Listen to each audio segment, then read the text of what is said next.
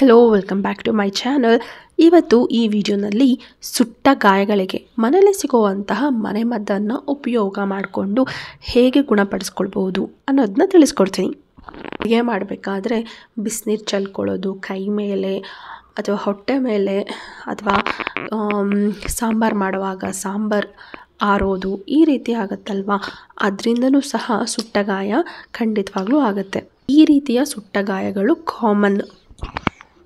Coffee ಕುಡಿಬೇಕಾದ್ರೆ ಕೈ ಮೇಲೆ ಚಳ್ಕೊತೀವಿ, ಅದು ಸರ್ವೇ ಸಾಮಾನ್ಯ ಅಲ್ವಾ.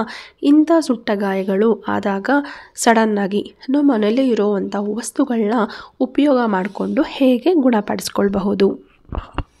ಗಾಯನೂ ಸಹ 3 ಬಗೆ ಇರುತ್ತೆ.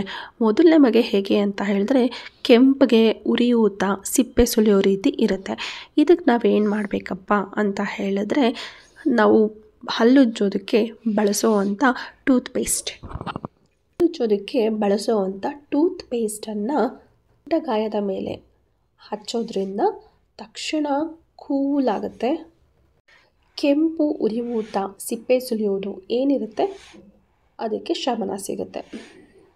ಮತ್ತೊಂದು ಸುಟ್ಟ ಗಾಯ ಅಂದರೆ ನೆಕ್ಸ್ಟ್ ಹಂತದ ಸುಟ್ಟ ಗಾಯ ಅದು ಹೇಗಪ್ಪ ಇರುತ್ತೆ ಅಂತ ಹೇಳಿದ್ರೆ, ಚರ್ಮದ ಒಳಗೆ ಪದರಗಳ ಒಳಗೆ ತುಂಬಾ ಆಳವಾಗಿ ಇಳಿದು ಕಂದು ಬಣ್ಣಕ್ಕೆ ತಿರುಗುತ್ತೆ. ಈ ಹಂತ ಅಂದರೆ ಪದರಗಳನ್ನ ಒಳಗಡೆ ಹೋಗಿ ಸುಟ್ಟ ಗಾಯ ಆಗುತ್ತಲ್ಲ, ಈ ಒಂದು ಹಂತ ಚರ್ಮವನ್ನು ತುಂಬಾ ಹಾನಿ ಮಾಡುತ್ತೆ.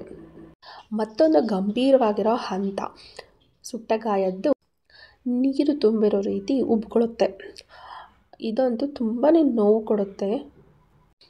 ಈ ಹಂತ ಉಬ್ಬಿಕೊಳ್ಳೋ ಹಂತ ಮತ್ತು ಪದರಗಳ ಆಳವಾಗಿ ಸುಡುವಂಥ ಸುಟ್ಟ ಗಾಯ ಈ ಎರಡೂ ತುಂಬಾ ಚರ್ಮಕ್ಕೆ ಹಾನಿಗೊಳಿಸುತ್ತೆ.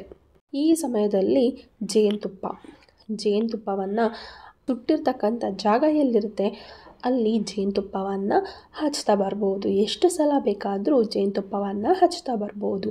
ಇದರಿಂದ ಊದಿರೋದೆಲ್ಲ ಇಳಿಯುತ್ತೆ. ಮತ್ತೊಂದು ಹಾಲಿನಲ್ಲಿರುವ ಕೊಬ್ಬು ಸುಟ್ಟಂಥ ಚರ್ಮವನ್ನು ಶಮನಗೊಳಿಸುತ್ತೆ.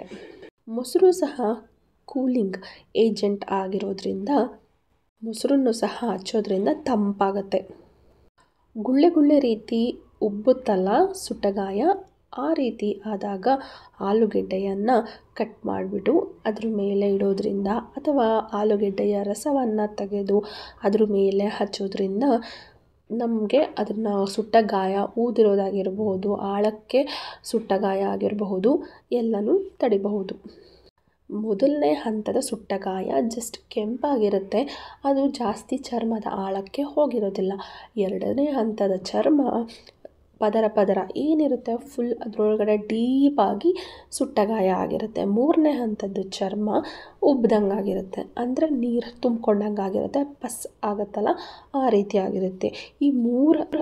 ಈ ಮೂರು ಹಂತದ ಸುಟ್ಟ ಗಾಯಗಳಿಗೂ ಸಹ ಮನೆಯಲ್ಲೇ ಸಿಗುವಂತಹ ಹಾಲು, ಮೊಸರು, ಜೇನುತುಪ್ಪ ಮತ್ತು ಆಲೂಗೆಡ್ಡೆ ಇದನ್ನು ನಾವು ಹಚ್ಚೋದ್ರಿಂದ ಖಂಡಿತವಾಗ್ಲೂ ಶಮನಗೊಳಿಸ್ಬಹುದು. ಈ ವಿಡಿಯೋ ನಿಮಗೆ ಇಷ್ಟ ಆಗಿದೆ ಅಂತ ಹೇಳಿದರೆ please like, subscribe and share ಮಾಡೋದನ್ನ ಮರಿಬೇಡಿ. Thank you for watching.